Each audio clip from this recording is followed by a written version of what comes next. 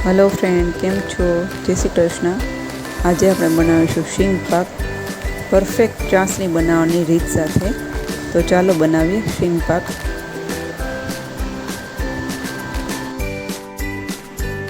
શીંગ પાક બનાવવા માટે મેજરમેન્ટ જોઈ લઈએ।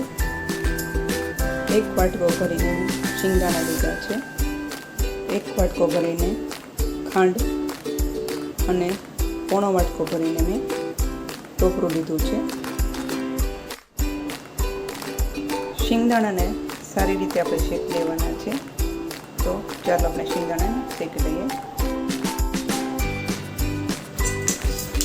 શીંગદાણાને ધીમા તાપે શેકવાના છે। શીંગ પાક બનાવવા માટે આ સ્ટેપ બહુ જ મહત્વનું છે। શીંગદાણાને બહુ વધારે પડતા શેકવાના નથી કે કાચા ન રહી જાય, એનું ધ્યાન રાખવાનું છે।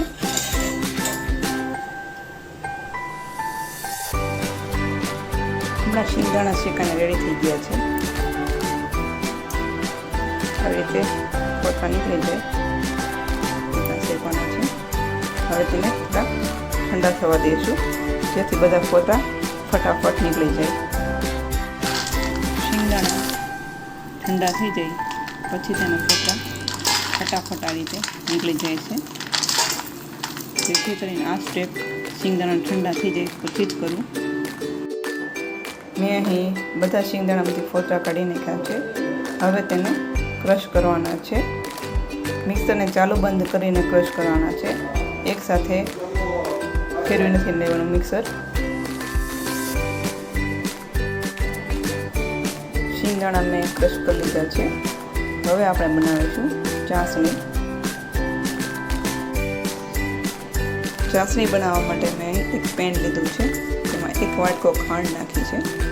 હવે તેમાં ખાંડ ડૂબે તેટલું જ પાણી એડ કરવાનું છે, વધારે પાણી એડ કરવાનું નથી, નહીંતર આપણી ચાસણી થોડીક વધારે પતલી થઈ જશે।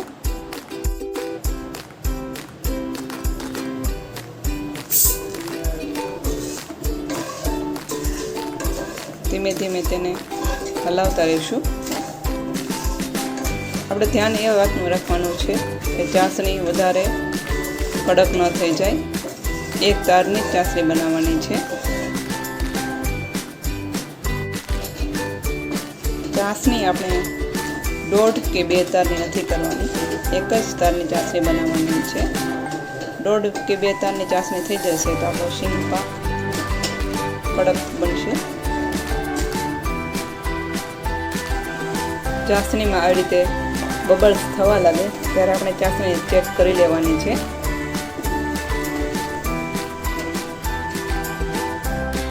ચાસણીને ચેક કરવા માટે પહેલાં થોડી વાર માટે ઠરવા દેવાનું છે, પછી ચેક કરવાની છે।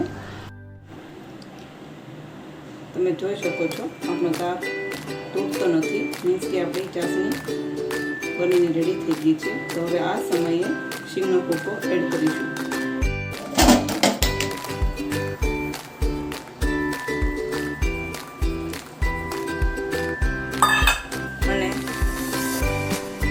સાથે ટોપરું પણ એડ કરી દેવાનું છે અને બરાબર મિક્સ કરી દેવાનું છે। આ સમયે તમને થોડું મિશ્રણ હલકું લાગશે, ઢીલું લાગશે, પરંતુ ગભરાવાની જરૂર નથી, ધીમે ધીમે હલાવતા રહેવાનું છે। અહીં મેં 2 ઇલાયચીનો પાવડર એડ કર્યો છે, તેને પણ બરાબર મિક્સ કરી લઈશું। આપણો શીંગ પાક બની રેડી થઈ ગયો છે। હવે તેમાં 1 ચમચી ઘી એડ કરીશું। ઘી એડ બિલકુલ ઓપ્શનલ છે, પણ ઘી એડ કરવાથી શીંગ પાક સારી શાઇન કરે છે। બનેલા શીંગ પાકને હું એક થાળીની અંદર સ્પ્રેડ કરવાની છું। તમારી પાસે અગર નાની ચોકી હોય તો તમે એમાં પણ સારી રીતે સેટ કરી શકો છો। બનેલા શીંગ પાક ઉપર થોડા પિસ્તા એડ કરીશું અને તેને અડધી કલાક માટે સેટ થવા દઈશું।